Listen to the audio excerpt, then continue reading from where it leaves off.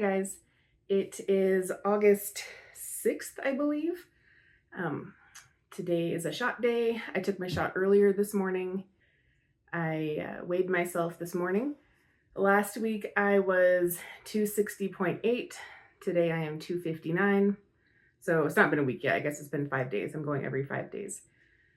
So that's a 1.8 decrease in the last 5 days, which that amount could be for any number of reasons, right? So I'm glad about it, but I'm not like, oh, I lost over a pound of fat, because we all know that I didn't.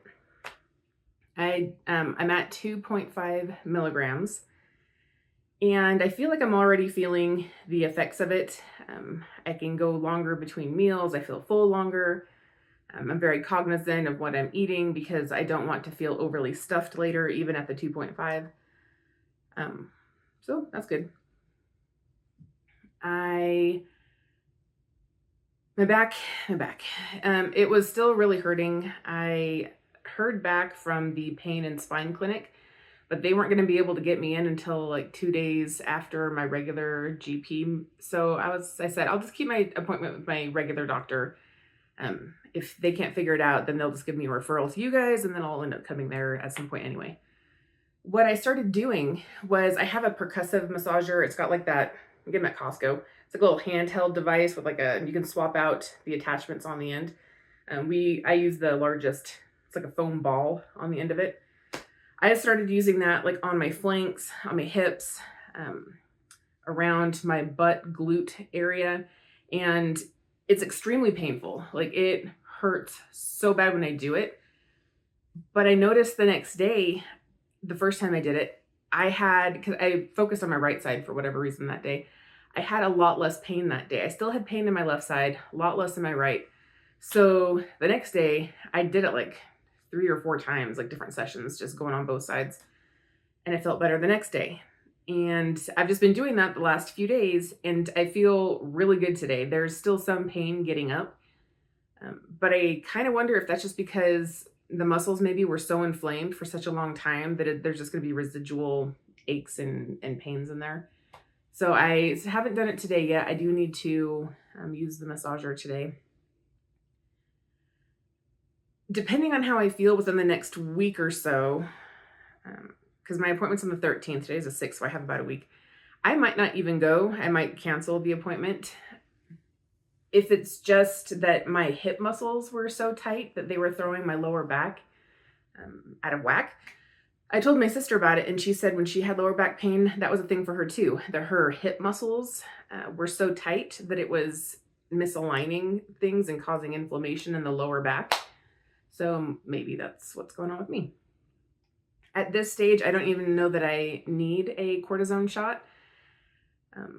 Especially if I keep using the massager and if it keeps going in the same trajectory it has been, I feel like the problem is going to be taken care of, and I'll just probably need to do maintenance.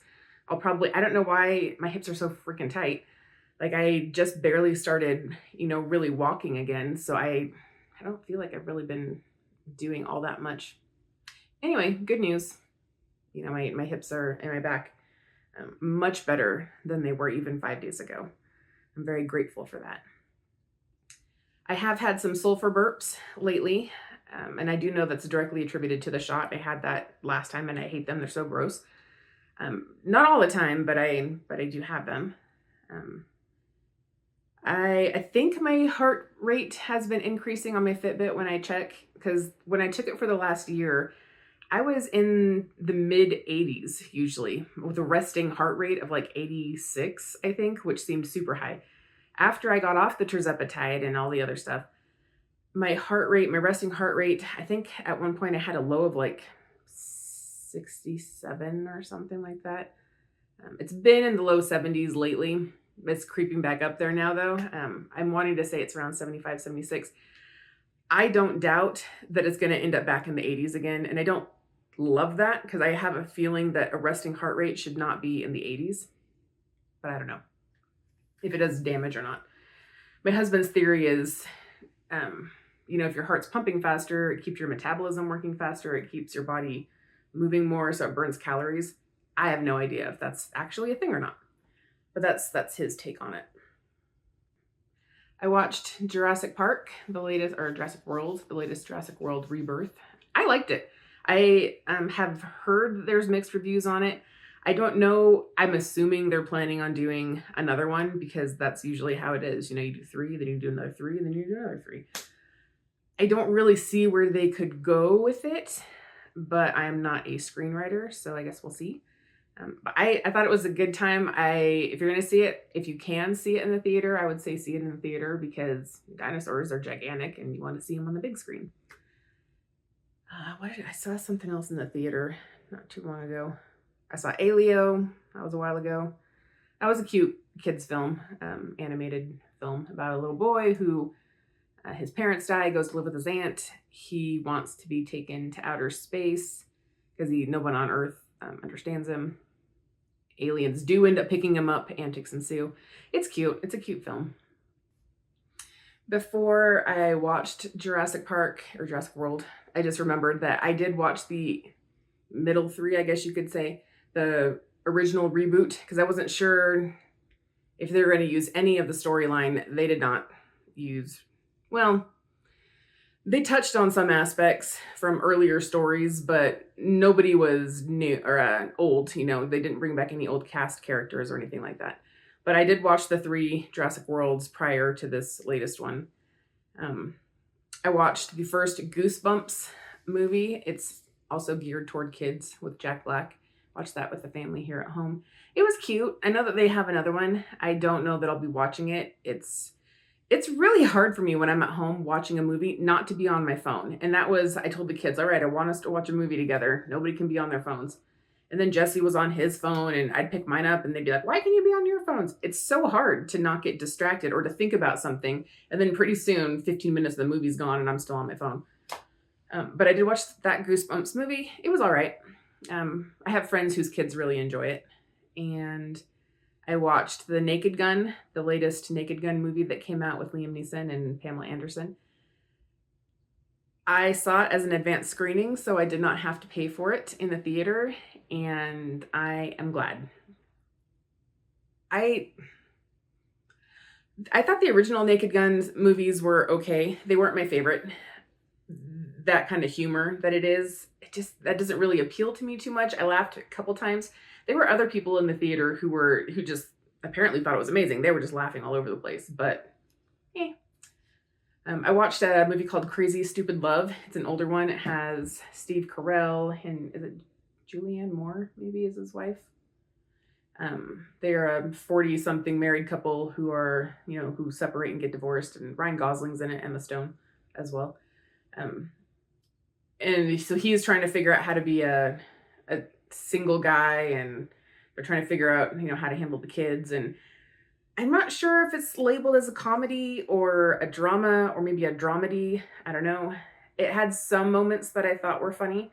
Mostly, I think it's drama, and I don't usually do drama. When I watch a film, I like to be taken away from it in a good way. Like I want to feel, I don't know, like action or that I had fun. And dramas, like I won't see that Scarlett Johansson, Adam Driver one where they're a married couple breaking up because it sounds like it's an intense film. That came out a couple years ago. I don't want to watch that.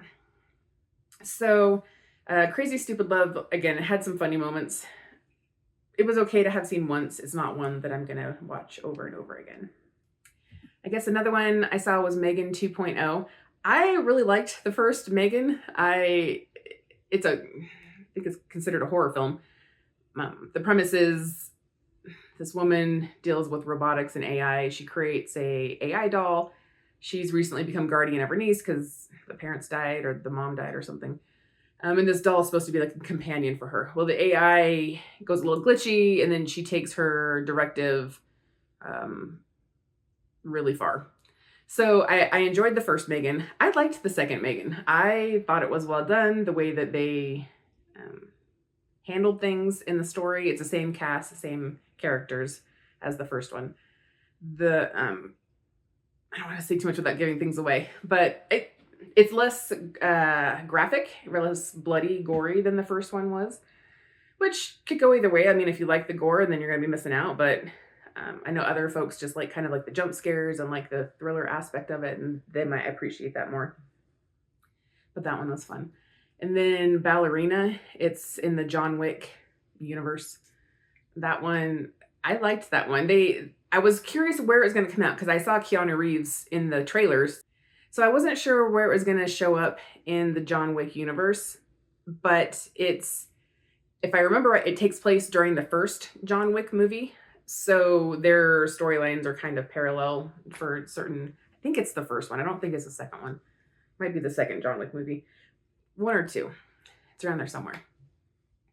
I liked it. It was a good action film. I liked the lady playing the lead role in it.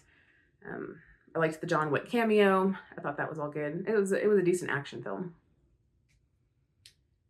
All right, guys. That's all pretty much. I mean, I'm sure there's other things. It's been flipping 4 months since I've told you guys what I was watching. I'm sure there's tons of other stuff, but that's what it's been lately.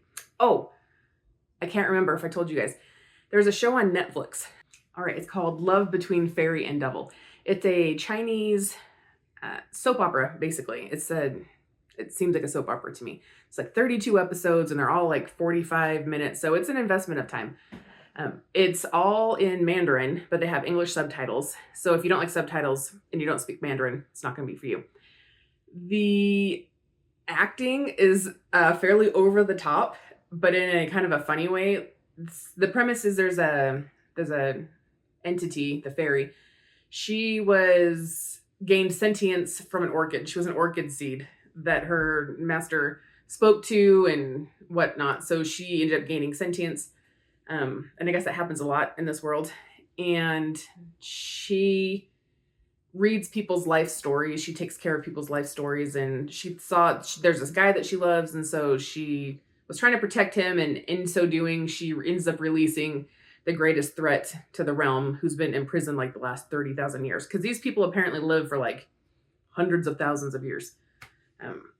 She's just so over the top. It's so funny. And the guy playing the evil entity that she releases, he is oddly hot. I don't even know, I can't think of what his real name is now. But he's just very stern and kind of broody, and I like that for him. It works. So yeah, if you guys like kind of K-pop type dramas, or this again, it's Chinese drama, but Love Between Fairy and Devil. That's a thumbs up from me.